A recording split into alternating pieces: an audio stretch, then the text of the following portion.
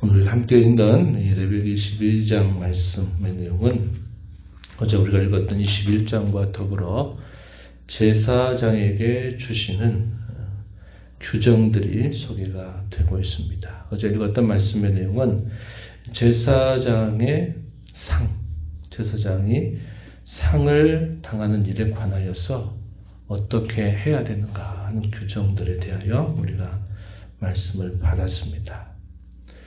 가족들의 경우는 참여할 수 있었어요. 제사장의 경우는. 그러나 대제사장의 경우는 가족들의 장례마저도 참여하지 못하도록 그렇게 한 것 우리가 확인했고요.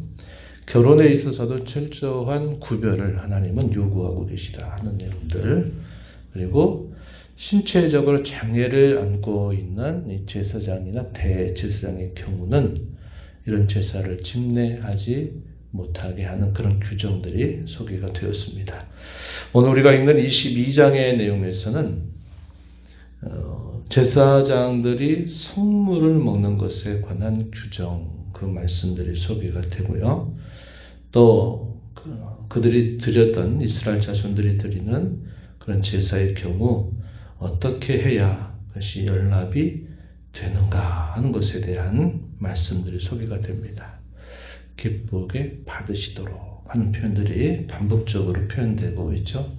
중요한 원리죠. 하나님이 기쁘게 받으시도록 하려면 이렇게 해야 된다 하는 규정들이 쭉 소개가 됩니다. 그래서 21장, 22장의 내용은 제사장들을 거룩하게 하시는 규정들, 그것이 소개가 되고 있습니다. 이런 모든 규정에 있어서 중요한 원리는 그것이죠.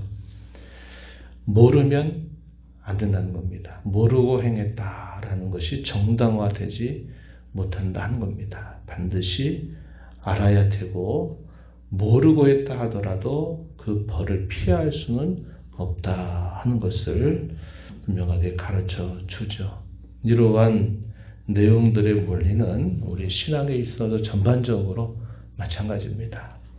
우리가 하나님 앞에 섬기고 하나님 앞에 살아가는 저와 여러분의 삶이 몰라서 그랬다 하는 식은 하나의 핑계 변명에 지나지 않는 일이 될 수 있다는 것입니다. 우리는 하나님의 말씀을 통해서 우리가 하나님 앞에 예배하는 일과 하나님 앞에 행하는 우리 모든 삶의 내용들을 잘 말씀을 통해서 잘 알아서 그것을 알고 하나님을 섬기는 자세를 가져야 된다 하는 것을 이런 구약의 여러 규례들을 통해서 확인하게 되는 것입니다.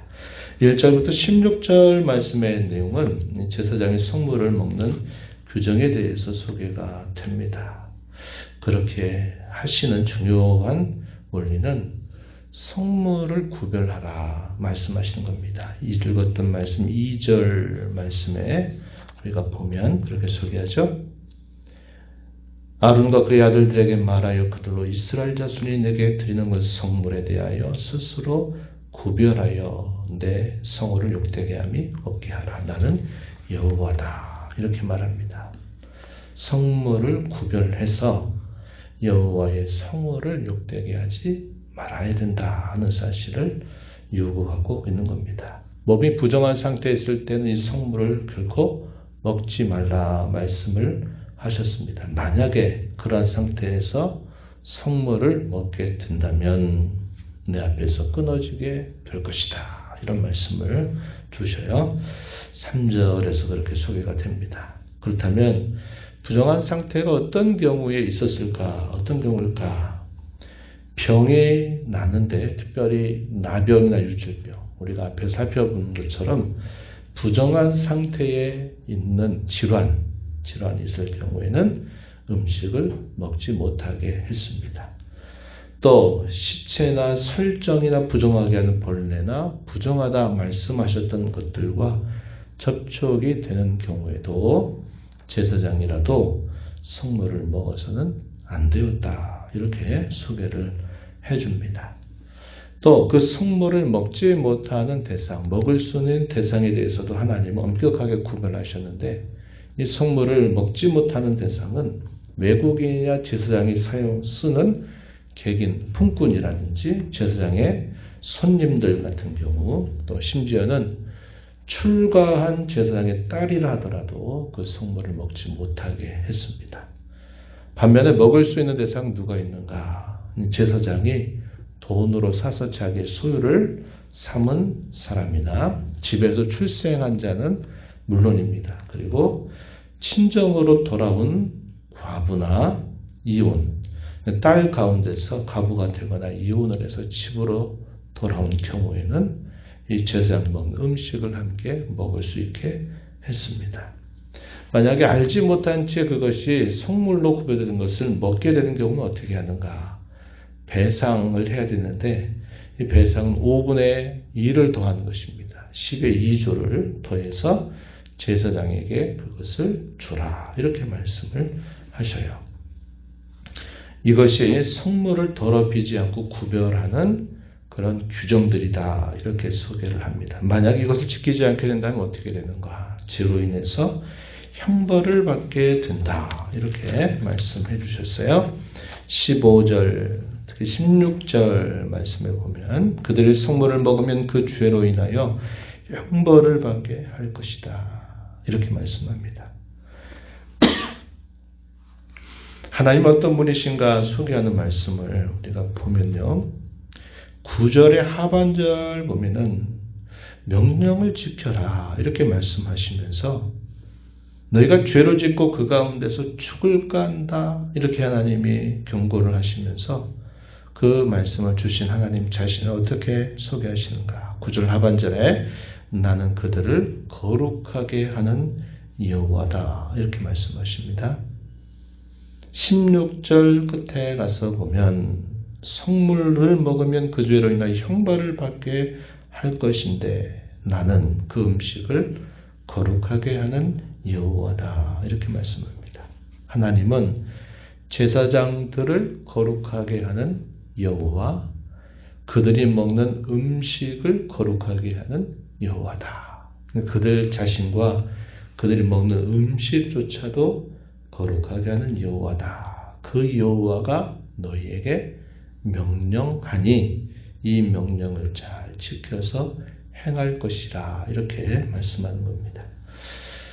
우리가 살펴본 것처럼 제사장은 하나님의 백성들보다도 더 하나님을 가까이 하는 사람입니다. 그래서 그런 일에서 더 거룩함을 요구하고 계심을 우리가 보게 되죠. 이하에 주어지는 말씀, 서원제나 자원제로 드리는 번제물에 대한 규정이 소개가 되는데 이 서원제라는 것은 서원한 것을 갚는 제사를 말하고요. 자원제하는 것은 말 그대로 자원할 자의로 예물을 드리는 제사를 말할 때 이것을 자원제다 이렇게 말할 수 있어요. 그래서 서원제물이나 자원제물로 번제와 더불어 여호와께 예물을 드리게 될 때는 19절에 보니까 기쁘게 받으심이 되도록 드려라. 소나 양이나 염소의 흠없는 수컷으로 드릴 것이다. 이렇게 말합니다. 기쁘게 받으심이 되도록. 이 표현이 반복적으로 표현이 돼요. 이걸 한자말로 옮기면 무슨 뜻입니까? 연락하신다 이 말이죠. 기쁘게 받으신다. 하나님이 기쁘게 받으시도록 하려면 이러한 조건들이 반드시 구비되어야 한다. 먼저 제물이 흠이 없는 것이어야 된다. 이렇게 말씀을 해줍니다. 우리가 무엇을 드리느냐 하는 것, 그것은 결국 받는 대상을 과연 어느 분으로, 어떤 분으로, 어느 정도로 생각하느냐에 따라 달려있다는 것을 우리는 알 수 있습니다. 우리가 다른 어떤 사람에게 무엇인가를 준다 그러면 그 주는 정도를 보게 되면 그 사람이 나를 어느 정도로 생각하는가 하는 것을 대략은 알 수 있어요. 형편이 어려워서 그런 경우들을 제외하면 어떠한 것을 내게 주느냐에 따라서 그 사람이 나를 어느 정도로 생각하느냐에 달려있는 거죠. 우리가 하나님을 존귀하신 분으로 하나님을 가장 귀한 분으로 여기게 된다면 우리가 그렇게 여기는 마음이 진실하다면 하나님 앞에서 드리고 행하는 우리의 삶이 가장 좋은 것으로 그분께 드리도록 하는 것은 마땅한 일이다 하는 겁니다. 예물을 드리는 일도 마찬가지요. 우리가 하나님 앞에 우리의 시간을 구별하는 것도 마찬가지요. 우리의 살아가는 삶의 원리에 있어서도 마찬가지입니다. 내 마음이 있는 곳에 물질이 있다 그런 말을 하죠. 사람이 어디에 많이 관심을 쏟고 어디에 많은 것들을 쏟아붓느냐에 따라서 내 마음이 거기에 지금 향하고 있구나 보면 돼요. 나는 아니다 라고 말하면서 내 시간과 관심을 거기에 쏟고 있다면 나는 아무리 아니라고 말해도 실상은 그게 아닌 거죠. 거기에 내가 지금 쏟아붓고 있는 겁니다. 내 마음, 내 중심을 쏟아붓고 있는 거예요. 하나님이 우리에게 원하시는 건 뭐냐? 기쁘게 받으시게 하려면 하나님을 향하여 가장 귀한 것, 가장 첫째 되는 것, 가장 귀한 중심을 하나님이 받기를 원하신다 하는 것입니다. 우리가 하루의 첫 시간 가운데 새벽 시간을 구별하는 것도 어쩌면 그런 의미 중에 하나일 수 있는 것이죠.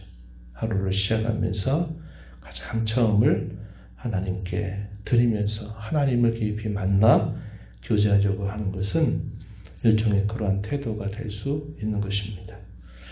말라기 선지자가 당시 이스라엘 자손들이랑 책망했던 게 뭡니까? 자기들 하고 싶은 거 다 하고 하다가 흠이 있는 것, 쓰고 남은 것 이런 것들을 여호와께 드리겠다고 하는 겁니다. 남는 시간이 돼서 하나님 앞에 드린다 하는 자세보다 내 소중한 시간을 먼저 하나님 앞에 구별해 드린다 하는 자세를 갖는 것이 바람직한 신앙의 자세고 그런 신앙의 자세를 우리 하나님은 기뻐하신다 하는 것을 우리가 배우게 되는 것입니다. 연락이 될 수 없는 예물, 흠이 있는 것들 그런 것들은 결코 하나님께 연락이 될 수 없다라는 말씀을 더해 주십니다. 그러면서 이러한 모든 규정의 결론으로 주시는 말씀 31절 한번 가서 보시면 이렇게 말합니다. 너희는 내 계명을 지키며 행하라. 나는 여호와이니라. 너희는 내 성호를 속되게 하지 말라. 나는 이스라엘 자손 중에서 거룩하게 함을 받을 것이니라. 나는 너희를 거룩하게 하는 여호와요. 너희 하나님이 되려고 너희를 애굽 땅에서 인도하여 낸 자니 나는 여호와이니라. 이러한 계명을 주신 분이 누구이신가 하는 것을 말씀해 주시는 겁니다. 계명을 주신 분이 여호와다. 곧 언약의 하나님이다. 이러한 계명을 주시는 목적은 여호와께서 거룩하게 하시고 또 그분은 거룩하게 함을 받으실 합당한 분이시다. 애굽 땅에서 그들을 구원해낸 구원의 하나님이시다. 이렇게 말씀을 하시는 겁니다. 그래서 이런 표현들을 통해서 계명을 주시는 그 하나님이 누구이신가를 우리가 바르게 알고 그 말씀을 따르는 것은 하나님을 그와 같은 분으로 우리가 존중히 여기는 태도가 됨을 가르쳐 주고 있습니다. 우리가 계속 이 레위기의 말씀을 통해서 우리가 확인하는 사실은 하나님은 거룩하신 분이셔서 우리에게 거룩함을 요구하신다 하는 것입니다. 제사장에게도 거룩함을 요구하고 또 드리는 제사에서도 철저하게 거룩함을 요구하시고 제사를 드리러 나오는 일반 백성들에게 있어서도 거룩함을 요구하시는데 그 거룩함은 그들의 삶의 세세하고 일상적인 모든 부분에서 역시 거룩해야 됨을 말씀해 주고 있다 하는 것입니다. 거룩함은 하나님 백성들의 삶의 중요한 원리라는 사실을 레위기는 우리에게 보여주고 있는 것입니다. 오늘을 살아가는 저와 여러분에게 있어서도 하나님은 저와 여러분이 흠이 없고 거룩한 그의 자녀가 되게 하시기를 기뻐하고 계시다 하는 것입니다. 우리가 하나님의 말씀을 계속 읽고 듣고 교훈받는 것, 하나님 앞에 나와 기도하고 또 하나님께 아뢰고 하나님께 또 우리 자신을 또 말씀드리면서 은혜를 구하는 이 모든 것도 우리가 거룩함을 이 땅에 살면서 잘 드러내므로 지금 여기에서 하나님의 백성으로 그의 나라를 살아가는 저와 여러분의 삶의 중요한 원리가 된다는 것입니다. 오늘 이 하루 주께서 또 새날을 우리에게 주셨습니다. 이 날도 주께서 우리를 거룩한 주의 자녀로 구별하신 것을 기뻐하면서 우리의 모든 삶 속에서 생각이나 말이나 우리 모든 형식에서 이 거룩함이 잘 드러나므로 하나님이 기뻐하시는 삶을 이 하루도 힘써 살아가는 저와 여러분 되기를 축복합니다. 하나님 아버지 감사합니다. 지난밤에도 주님의 은혜로 잘 쉬게 하시고 이 새벽 시간 저희들을 깨워주셔서 새날을 주신 하나님, 생명 주신 하나님 앞에 나와 찬양과 경배를 드리게 하시고 오늘도 앞서 행하시며 주시는 말씀을 또 읽고 교훈받게 하심을 감사드립니다. 하나님은 모든 피조물과 근본적으로 구별되시는 하나님이심을 말씀하시고 내가 거룩하니 너희도 거룩하라. 자기 백성들을 향하여 그렇게 말씀하십니다. 제사장들을 향하여 또 일반 백성들을 향하여 먹는 음식, 그들의 살아가는 삶의 구체적인 모든 일상 속에서 이방의 풍속을 따르지 말 것이며 이방 사람들이 살아가는 삶을 따라 살지 말 것이요 주께서 주신 말씀을 따라 계명을 따라 살아감으로 하나님이 기뻐하시는 삶을 살아야 됨을 가르쳐 주십니다. 오늘도 그리스도 안에서 저희들을 사랑하셔서 세상의 많은 사람 가운데 구별하신 그 은혜에 감사하면서 이 땅에 비록 살지만 이 땅에서 하나님 나라를 살아가는 주의 자녀들이 되도록 저희를 오늘도 거룩하게 하시고 그러한 삶을 힘써 살도록 주께서 도우시며 인도하여 주옵소서. 은혜의 보좌 앞에 나와서 주의 은혜를 구하는 모든 심령들의 간구를 기울여 주시고 응답하시기를 바라옵고 예수님의 이름으로 기도하옵나이다. 아멘.